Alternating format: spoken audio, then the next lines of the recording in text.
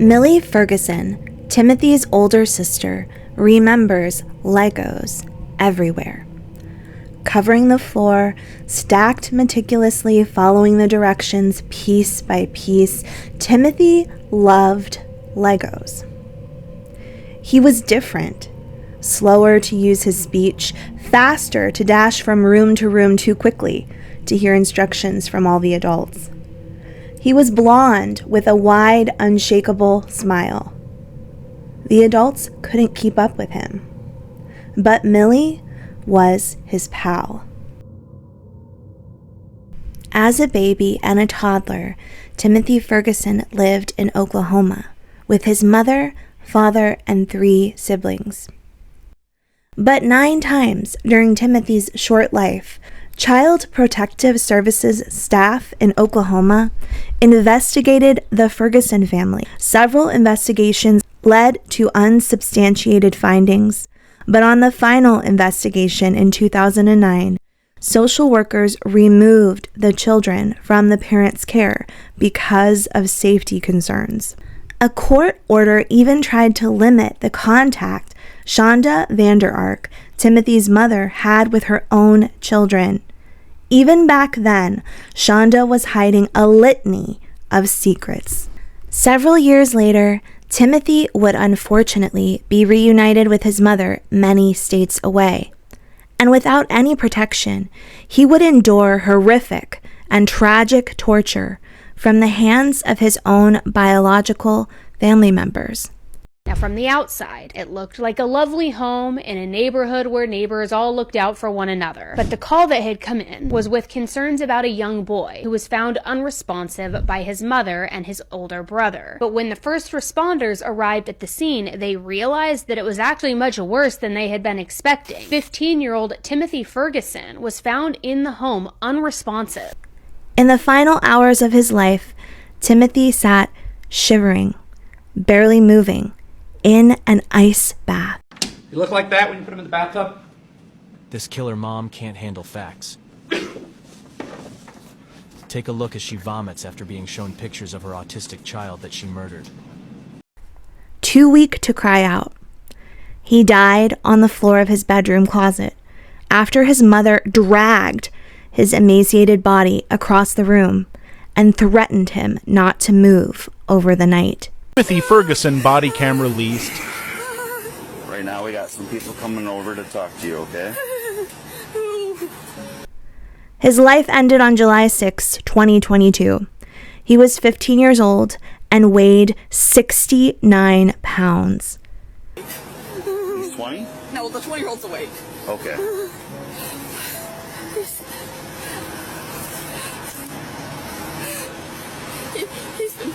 He's been wearing really loose clothes the last couple of weeks. He's really skinny. He's really skinny, and I didn't notice till this morning because he wouldn't, I asked him if he's okay, and he would not answer me. He's 15. He's been... You look like that when you put him in the bathtub? Timothy's tragic life and death are the result of generational abuse, trauma, and serious mental health issues undiagnosed and untreated. Timothy is the true victim of these crimes. But in order to prevent them from happening to another child, we must take a look at the making of the abusers who killed Timothy Ferguson. The ugly truth lies in the reality that they were once victims as well.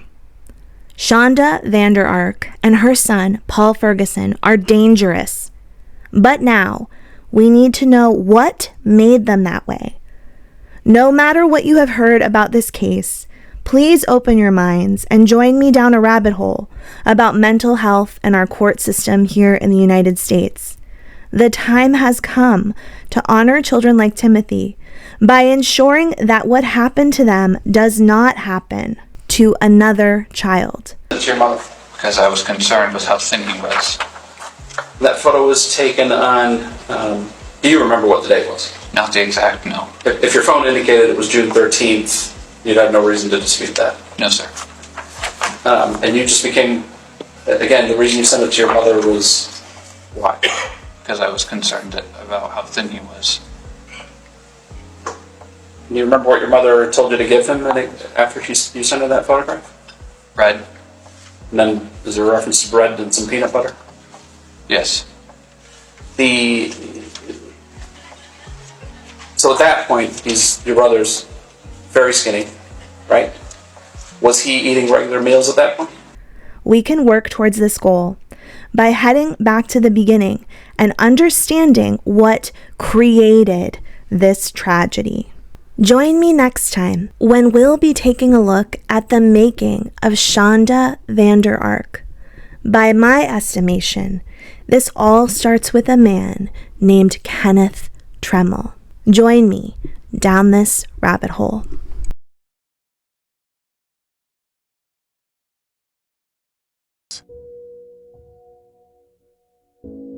Millie Joan Ferguson. All right, you may proceed. Go ahead, Ms. Ferguson. Thank you.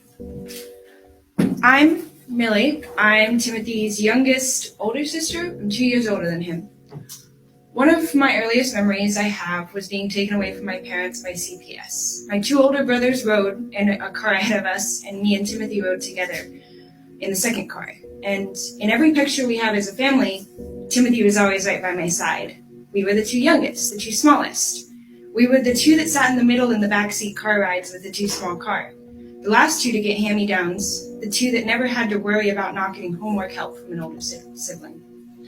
He was always 2 years behind me, so every time I got to the next level in school, that's how many years I had to wait for him to follow along. When I was in 8th grade, he was in 6th, and there was a student in my science class that started talking about him, trying to start rumors. I stood up right as class was starting, as people were quieting down, and I shouted at him to never talk about my little brother. People could say whatever they wanted about me, I didn't care, but not about him, and never about him, because I was his big sister. It was my job to protect him. I like to say I don't regret things in my life, that every mistake I've made has made me who I am today, but when Timothy died, I couldn't stop regretting. I regret not hugging him more and teasing him so much instead of telling him that I loved him every once in a while. I regret not putting aside my differences with Shanda and Paul just to check in on him. I regret not dancing with him the last time I saw him at our brother's wedding. These are the things that I can't remedy now. There's no fixing what's been done. No way to redo it all over again, and that's my regret. That I couldn't protect him when he needed me most. Timothy was so smart. He could take anything apart with any tools, or none at all. He had trouble focusing, but when he did, he was just as smart as the rest of his class. He made people angry, yes, but then he would look at you with those big baby blue eyes, and you could never stay mad at him. It took me 6 months of therapy after he died to even properly feel the emotions of his death. And I'm still in therapy today. I've been trying so hard since he passed away just to try to let people know of him. Let people know that he was loved, that there are people out there grieving for him.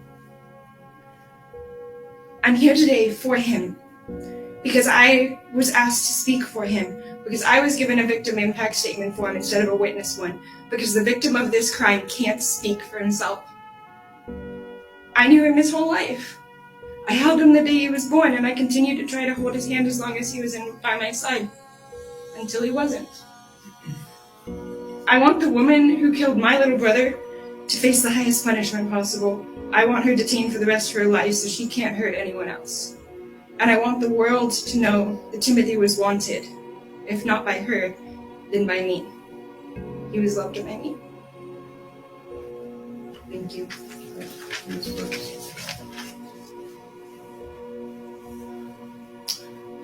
Nolan Ferguson will be next, Judge.